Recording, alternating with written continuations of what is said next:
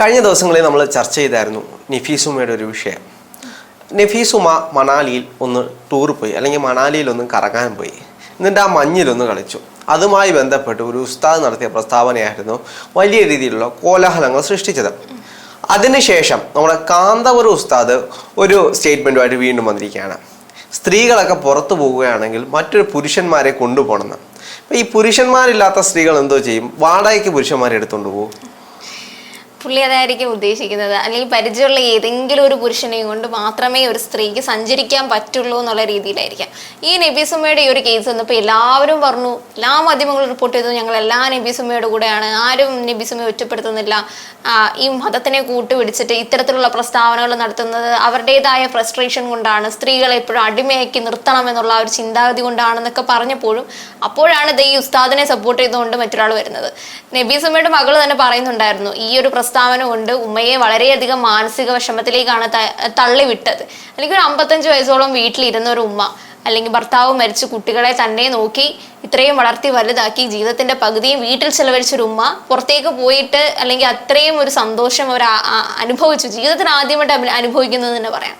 അപ്പൊ അത്തരത്തിൽ അനുഭവിച്ച് തിരിച്ചു വന്ന ആ ഒരു ഉമ്മേനെ ഇത്ര മോശമായി പറഞ്ഞപ്പോൾ ആ ഉമ്മയ്ക്ക് സ്വാഭാവികമായും വേദനിക്കുന്ന ഒരു ഉമ്മയാണ്. കാരണം അത്ര ബോൾഡായിട്ടുള്ള അല്ലെങ്കിൽ അത്രയും ഒരു സ്റ്റേറ്റ്മെന്റ് വന്നിട്ടുണ്ടെങ്കിൽ അതിനെ ഭയങ്കര എടുത്ത് കളയാൻ പറ്റുന്ന അല്ലെങ്കിൽ അത്രയും ബോൾനെസ് ഉള്ള ഒരു ഉമ്മയൊന്നും അല്ല. അതൊരു നാട്ടുംപുറത്തുകാരി, ഒരു ഇന്നസെന്റ് ആയിട്ടുള്ള ഒരു നിഷ്കളങ്കമായിട്ടുള്ള ഒരു ഉമ്മ തന്നെയാണ്. അപ്പൊ അവരെ അത്രത്തോളം വേദനിപ്പിച്ചിട്ടുണ്ട്. അല്ലെങ്കിൽ ഒരു മരണ വീട്ടിൽ പോലും ആ ഉമ്മയ്ക്ക് പോകാൻ കഴിയുന്നില്ല എന്ന് മകൾ പറഞ്ഞപ്പോഴും പലരും പറഞ്ഞു ഉമ്മയോടൊപ്പം ഞങ്ങൾ ഉണ്ട് എന്ന്. പക്ഷേ ഉമ്മയോടൊപ്പം നമ്മൾ ഉണ്ട് എന്ന് പറയുമ്പോഴും ഇത്തരത്തിലുള്ള ചില ആൾക്കാർ ഉമ്മയെ മാറി എന്ന് കുറ്റം പറയുന്നുണ്ടെന്നുള്ളത് തന്നെയാണ്. അതെ, അത് തീർച്ചും തെറ്റായിട്ടുള്ള കാര്യമാണ്.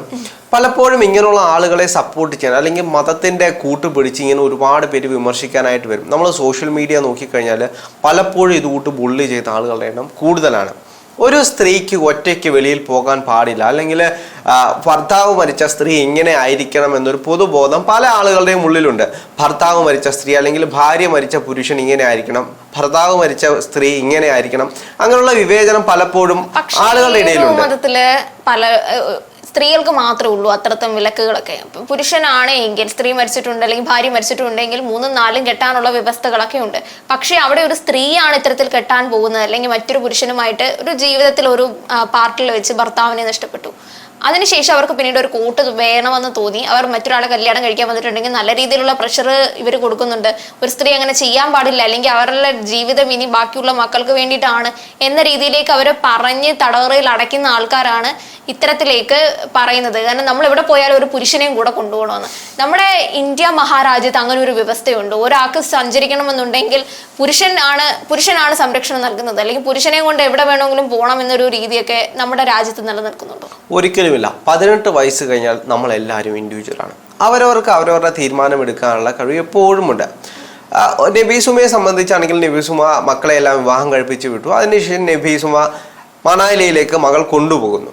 അപ്പോൾ കൊണ്ടുപോകുമ്പോൾ അവർ മണാലിയിൽ പോയിട്ട് വളരെ സന്തോഷത്തോടെയാണ് അവർ അവിടെ പോകുന്നതും അവിടുത്തെ മഞ്ഞിൽ കളിക്കുന്നതും എല്ലാം. നമ്മളൊരു ഇന്നസെന്റ് ആയിട്ടുള്ള ആളുകൾ എങ്ങനെയാണോ മഞ്ഞ് കണ്ടു കഴിഞ്ഞാൽ എങ്ങനെയായിരിക്കും, അതേ കൂട്ടാണ് മഞ്ഞ് കാണുന്ന ഒരു ഫീല് തന്നെയായിരുന്നു കണ്ടപ്പോ. അതെ. എന്നിട്ട് അവിടെ നിന്നുകൊണ്ട് സുഹൃത്തുക്കളെയൊക്കെ വിളിക്കുകയാണ്, നിങ്ങൾ അവിടെ വീട്ടിലിരിക്കാതെ വാ, വന്ന് ഇത് കാണൂ എന്ന് പറയുന്നൊരു ഉമ്മയുടെ ആ ഒരു സന്തോഷമുണ്ട്. നമ്മൾ ചെറിയ കുട്ടികളായിരിക്കും, നമ്മുടെ സുഹൃത്തുക്കളെ നമ്മളിപ്പം വിളിച്ചു കഴിഞ്ഞാൽ പറയുന്നത് ഞാൻ ഇവിടെ കളിച്ചുകൊണ്ടിരിക്കുക, നീ വരുന്നെങ്കിൽ വാ.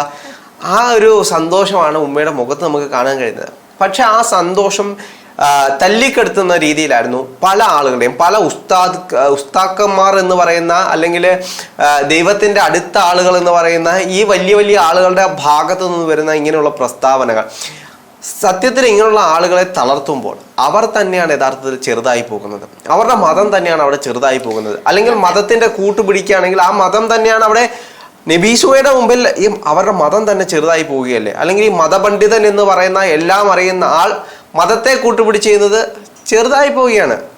പലപ്പോഴും പല കേസുകൾ എടുത്തു കഴിഞ്ഞാൽ തന്നെ അറിയാം, എന്തെങ്കിലും ഒരു കുട്ടിയുടെ അല്ലെങ്കിൽ ആത്മഹത്യ ആണെങ്കിലും, അല്ലെങ്കിൽ കഴിഞ്ഞിടയ്ക്ക് തന്നെ ഈ നമ്മുടെ തൃപ്പൂണിത്തുറയിൽ ഒരു കുട്ടീനെ റേപ്പ് ചെയ്ത് അല്ലെങ്കിൽ ആൺ സുഹൃത്ത് വന്ന് കൊന്ന ഒരു സാഹചര്യത്തിലൊക്കെ തന്നെ അതിലൊക്കെ വരുന്ന കമന്റ്സുകൾ എന്ന് പറയുന്നത് നമ്മുടെ മതത്തിലുള്ള കുട്ടികളെ 16-ാമത്തെ വയസ്സിലും 17-ാമത്തെ വയസ്സിലും നിക്കാഹ് ചെയ്ത് അഴിക്കുന്നുണ്ട്, നമുക്കൊന്നും പ്രശ്നമില്ല. പക്ഷേ ഈ 16-ഉം 17-ഉം നിക്കാഹ് ചെയ്ത് അയക്കുന്ന കുട്ടികളൊക്കെ എത്രയോ ആൾക്കാരാണ് ഇവിടെ ആത്മഹത്യ ചെയ്യുന്നത്. മലപ്പുറത്ത് തന്നെ ഒരു കേസ് വന്നിട്ടുണ്ട്. അപ്പൊ അത്തരത്തില് ഇവര് ഇതിന് ഇങ്ങനെ ഒരു മാനിപ്പുലേഷൻ കൊടുക്കും. നമ്മുടെ കുട്ടികളൊക്കെ നല്ല രീതിയിൽ അല്ലെങ്കിൽ വഴി തെറ്റാതിരിക്കണമെന്നുണ്ടെങ്കിൽ ഒരു 15-16 ആകുമ്പോഴത്തേക്കും കല്യാണം കഴിച്ചു വിടണം. അതാണ് ഏറ്റവും വലിയ കാര്യം. അല്ലെങ്കിൽ വീടാണ് അവരുടെ സ്വർഗം. വീടിന്റെ അകത്ത് ഭർത്താവിനെയും കുട്ടികളെ നോക്കിയിരിക്കുക, അതാണ് അവർക്ക് സ്വർഗം എന്ന് പറയുന്നത്. അതിന്റെ അപ്പുറത്തേക്ക് പക്ഷെ അതൊന്നും ഇനി വരുന്ന കാലങ്ങൾ അതൊക്കെ നടപ്പാവുന്ന വശം നമുക്ക് തോന്നുന്നുണ്ടോ? ഒരിക്കലുമില്ല. അല്ലെങ്കിൽ ഇത് താലിബാൻ വല്ലതും ആകണം, അല്ലാതെ ഒരു മാറ്റവും ഇവിടെ അങ്ങനെ ഒന്നും ഉണ്ടാവാൻ വഴിയില്ല. കാരണം എന്ന് വെച്ച് കഴിഞ്ഞാൽ നമുക്ക് കൃത്യമായിട്ടൊരു നിയമമുണ്ട്.